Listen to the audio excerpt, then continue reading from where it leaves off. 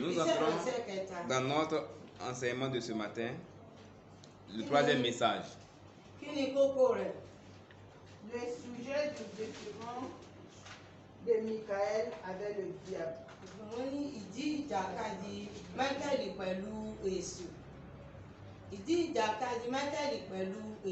Le sujet du différend de Michael avec le diable. L'objectif de la leçon nous dit motiver les chrétiens pour la prudence et la modération à dépenser pour des activités sociales telles que l'enterrement, le mariage, les cérémonies de dénomination, etc. Le verset à mémoriser nous dit: Et il appela et lui dit: comment est-ce que j'attends cela de toi? Rends compte de ta gestion. Luc 16.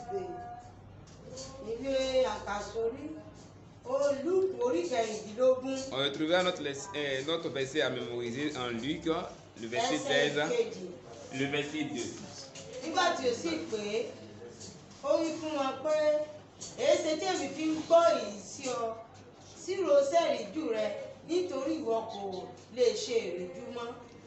Et il l'appela et lui dit: qu'est-ce que j'entends dire de toi? Rends compte de ton administration, car tu ne pourras plus administrer mes biens. C'était un chef de famille qui partait à un voyage. Et il distribuait ses biens à tous les chefs de la famille pour pouvoir prendre soin de son peuple. Mais ce serviteur, il n'a pas bien fait l'œuvre que son Seigneur lui avait confiée. Et quand il est venu, il a dit tout ce qu'il a reçu comme information le concernant ne l'a pas vraiment plu. Il a vu qu'il ne peut pas travailler efficacement avec lui.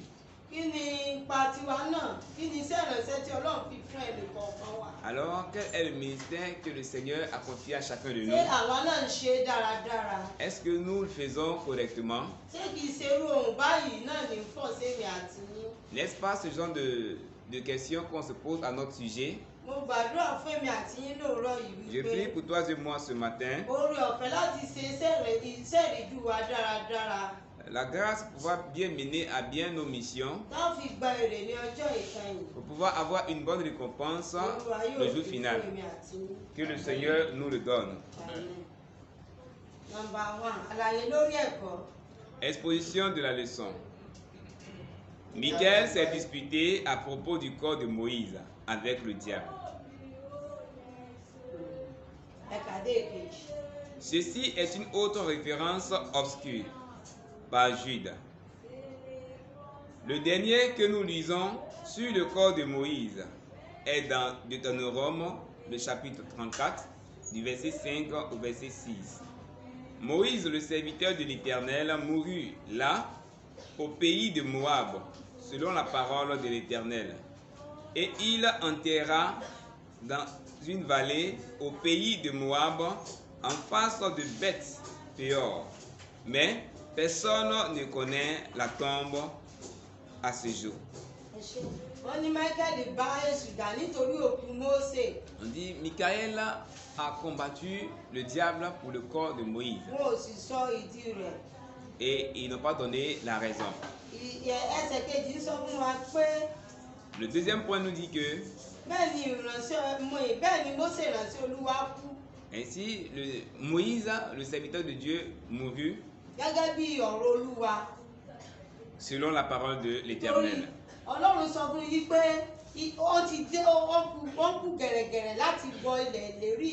Le Seigneur l'avait déjà dit qu'il était déjà proche.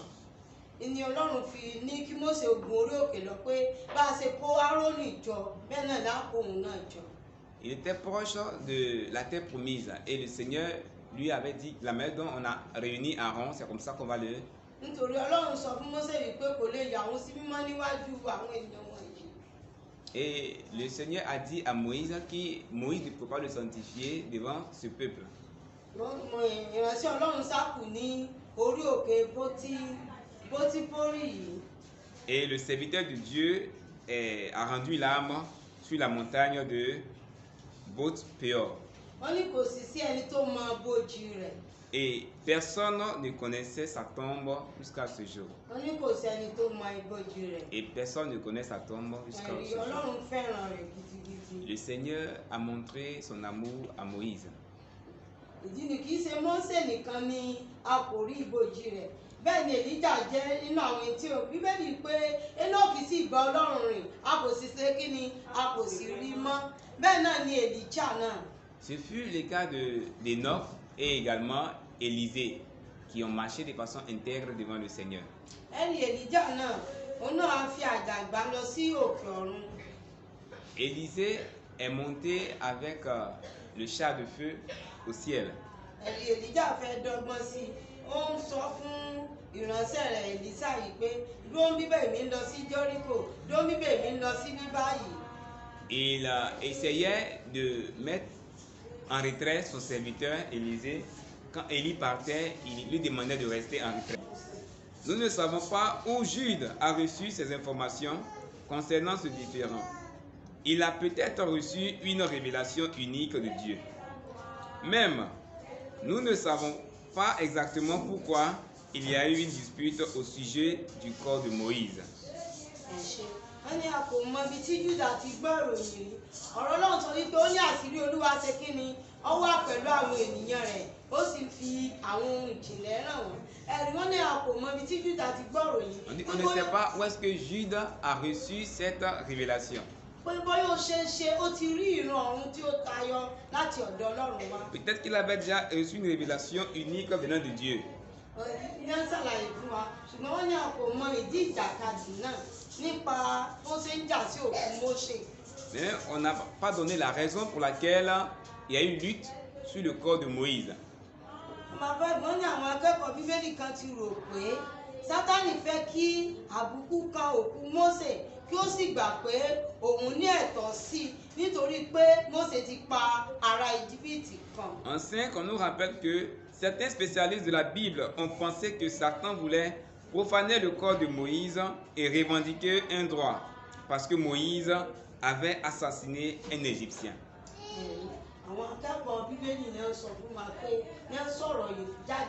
Ce sont des spécialistes de la Bible qui ont eu cette pensée.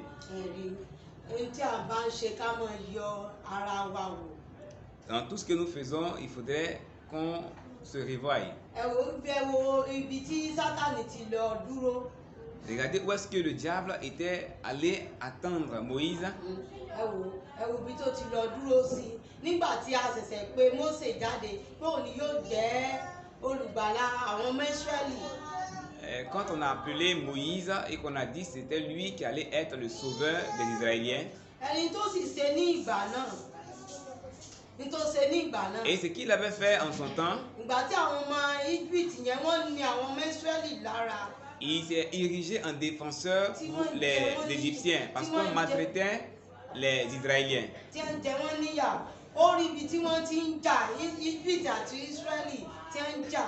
Il a vu le combat entre Égypte et Israël. Les Égyptiens et les Israéliens. Où Moïse défendait les Israéliens. Il n'a pas voulu donner un coup à mort.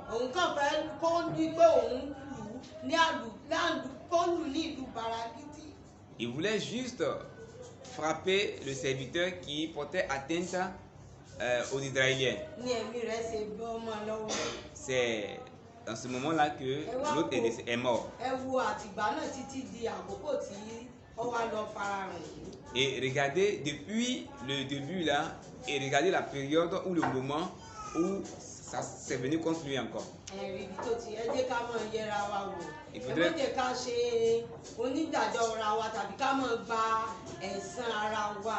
Il ne faudrait pas qu'on se venge, il faudrait plutôt se revoir à chaque fois dans la marche. ọ̀rọ̀ náà wí pé ní àtètè kọ́ ṣe ni èṣù wà ó ní ẹni tí bá ń dẹ́ṣẹ̀. La parole de Dieu dit, depuis le début, le diable existait. Et il dit, celui qui pêche, celui qui pêche appartient au diable. Raison pour laquelle il s'est présenté ici à Moïse.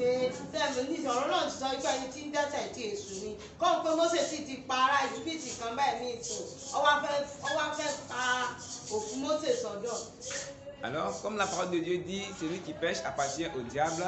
Et juste après la mort de Moïse, le diable a commencé à revendiquer et lutter le corps de Moïse. Et Dieu nous aide. Il est plus probable que le diable ait anticipé un dessein que Dieu avait pour le corps de Moïse. Et il a essayé de faire échouer ce plan.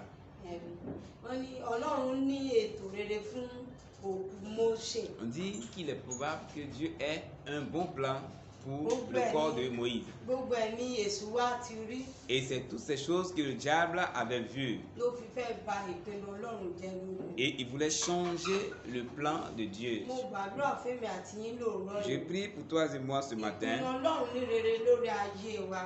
Le bon plan de Dieu sur notre vie,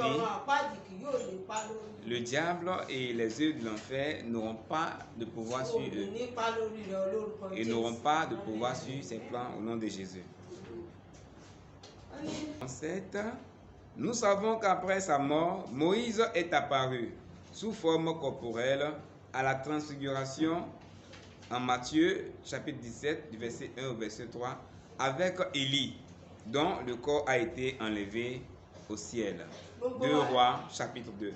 Gbogbo wa la mọ̀ ìtàn yẹn bá rí Mátì orí 17 kí wọ́n sì ẹ̀ka fún wọn. Matthieu 17:1-3.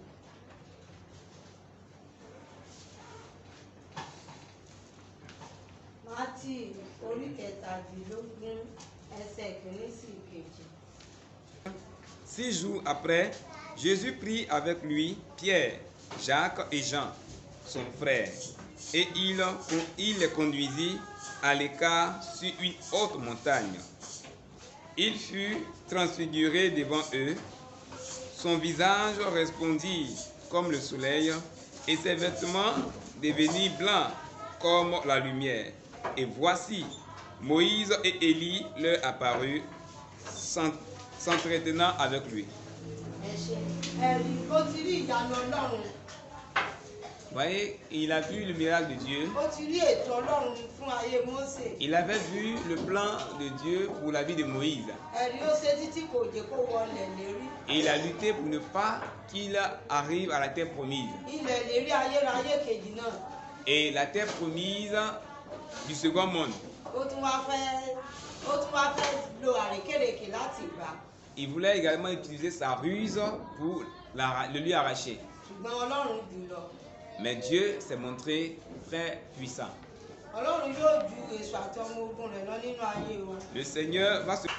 Bóyá Mósè àti Èlíjà ni àwọn ẹlẹ́rìí méjì nínú ìwé ìfihàn orí 11 tí Ọlọ́run lo ara Mósè fún ètò ọjọ́ iwájú náà. En oui, peut-être aussi Moïse et Élie sont-ils les deux témoins d'Apocalypse du chapitre 11. Et Dieu avait besoin du corps de Moïse pour ce futur plan. Voyez-vous? On nous fait comprendre ici, dans le livre d'Apocalypse, on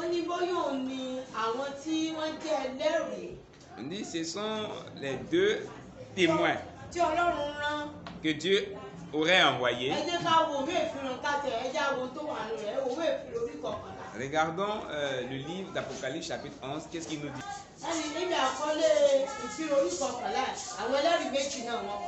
Et dans le titre de l'Apocalypse chapitre 11, c'est les deux témoins dont on parle. On parle de deux témoins.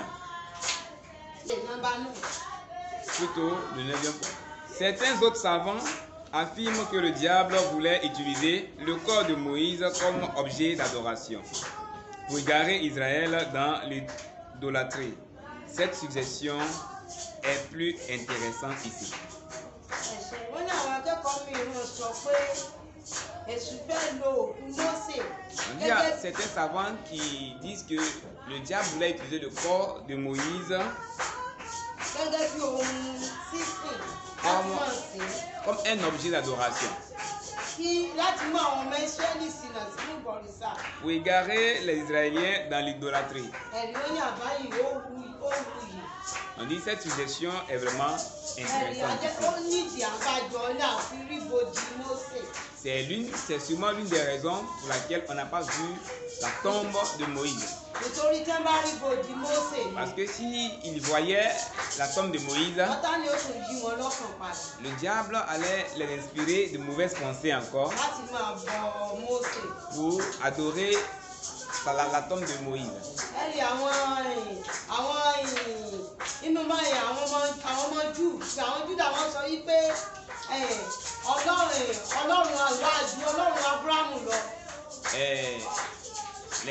Le peuple de Juda disait que leur Dieu est plus grand que le Dieu d'Abraham. C'est lui qui leur a envoyé Moïse et qui leur a enseigné toutes choses. Depuis le temps de leurs aïeux et les choses se passaient bien. Est-ce que tu as l'âge de nos pères? On parlait à Jésus ainsi. Le Seigneur savait tout ce qui allait arriver à l'avance parce qu'il est Dieu et il connaît toutes choses et il fait toutes choses. Raison pour laquelle on n'a pas vu le corps de Moïse. C'est ce corps-là qu'ils allaient adorer. Comme certains qui vont à la Mecque aujourd'hui pour adorer la tombe de Mohamed. Ça allait être pareil pour Moïse. On dit s'il en est ainsi, il faut en tirer une grande leçon. Éviter d'idolâtrer le lieu de sépulture des parents, pères, mères ou parents, ainsi cher qu'il nous a été.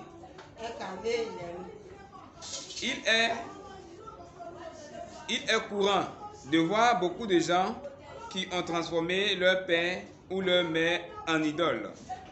Et ils adorent ou prient littéralement sur leur lieu de sépulture. C'est de l'idolâtrie pure et simple. Tí ó sọ bàbá tàbí ìgbà wọn di òrìṣà tí wọ́n ń sìn tàbí tí wọ́n gbádùn lójúkojú lórí ìtẹ́ òkú wọn láìsí tàbí ṣùgbọ́n ìbọ̀rìṣà ní èyí. Ẹ̀gbọ́n ló wọ́pọ̀ ní ọwọ́ ọ̀pọ̀ gidigidi táwọn èèyàn ti sọ bàbá àti ìyá wọn tí wọ́n ti sọ di òrìṣà. On nous fait comprendre ici que c'est beaucoup courant de voir des gens qui adorent le corps ou le tombeau de leur père ou de leur maman. Et ils prient et adorent sur leur tombeau. Et c'est beaucoup récurrent en ce pays. Celui qui est déjà mort. Ils vont apporter à manger, apporter des vêtements. Au lieu de distribuer aux pauvres qui en ont vraiment besoin, celui qui est déjà mort, qui n'a même plus l'âme. Bí èyí bá rí bẹ́ẹ̀, a ní láti kẹ́kọ̀ọ́ ńlá lára rẹ̀ pé kí a yẹra fún sísọ̀gbòdì àwọn ìbátan wa di òrìṣà, àwọn bàbá, ìyá tàbí ìbátan wa bí ó ti wù kí a fẹ́ràn wọn tó. Wọ́n ní ká yẹra fún àwọn nǹkan báyìí. Le 12e point, nous devons couper les excès qui sont monnaie courante. Lors des cérémonies funéraires, il serait logique de fabriquer un cercueil en or pour un perdu. Si ces choses se présentent parmi nous, Que d'éviter tous ces genres de choses, c'est de l'idolâtrie. De transformer la tombe ou le tombeau de nos parents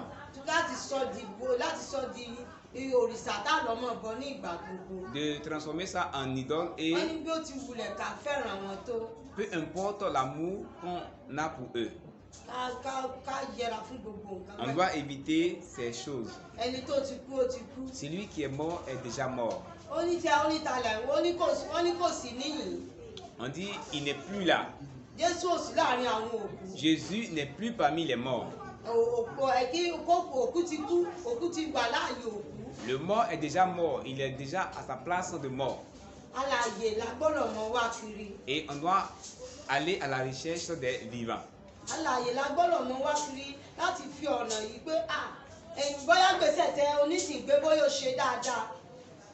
Peut-être que les démarches que ce vivant-là entreprend, peut-être c'est bon.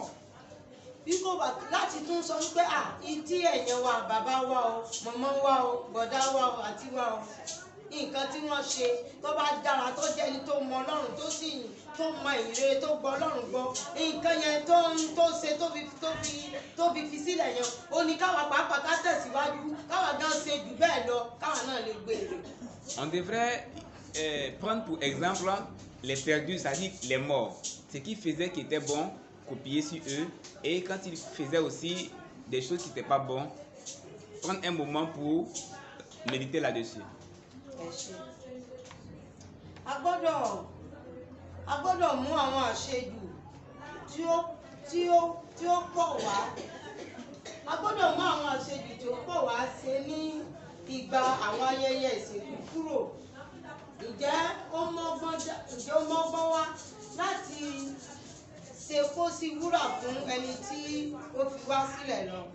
On dit, est-il logique de fabriquer un cercueil en or pour un perdu?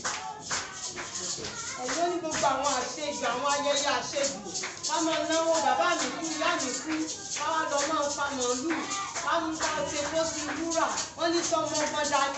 dit, est-il nécessaire de faire des cérémonies vraiment très coûteuses et même faire des cercueils en or pour quelqu'un qui est déjà mort? Tandis que notre verset à mémoriser nous dit, il dit, tout ce que j'entends de toi, pourquoi est-ce que j'entends ces choses de toi? Ce qui ne devait pas être, ce que nous avons ne nous appartient pas, ça appartient à Dieu. Et nous rendrons compte, nous allons rendre compte la manière dont on l'a utilisé et quand le propriétaire viendra. En tant que chrétiens, tout ce que nous possédons appartient à Dieu. Nous en avons la responsabilité envers lui. Et pour cela, nous devons lui rendre compte. Nous ne pouvons pas nous permettre de dépenser les ressources de Dieu, de plaire au monde ou de satisfaire nos propres fantaisies.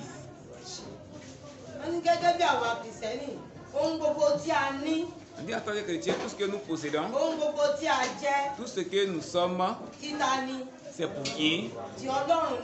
C'est pour Dieu. Et on ne doit pas mal utiliser ces biens. On ne doit pas les utiliser sur des choses passées. Le mort est déjà mort. On va faire achat de cercueil d'environ 1 million. On peut dépenser souvent 10 millions pour des cérémonies funéraires, tandis qu'il y a des nécessiteux aux alentours. Les gens qui ont faim sont aux alentours. Nous allons rendre compte. Nous allons rendre compte. Je prie pour toi et moi ce matin que notre mission aura une grande récompense devant le Seigneur et nous serons récompensés au nom de Jésus.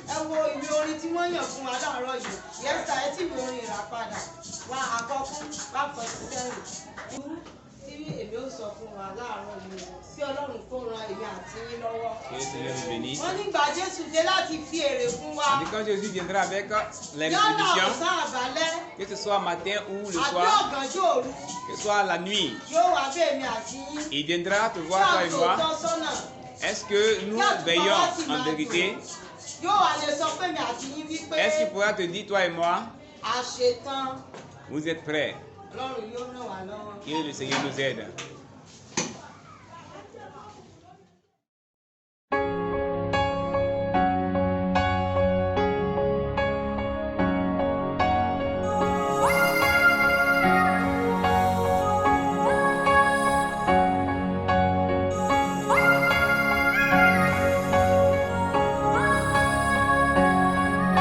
The cattle on 1,000 hills belong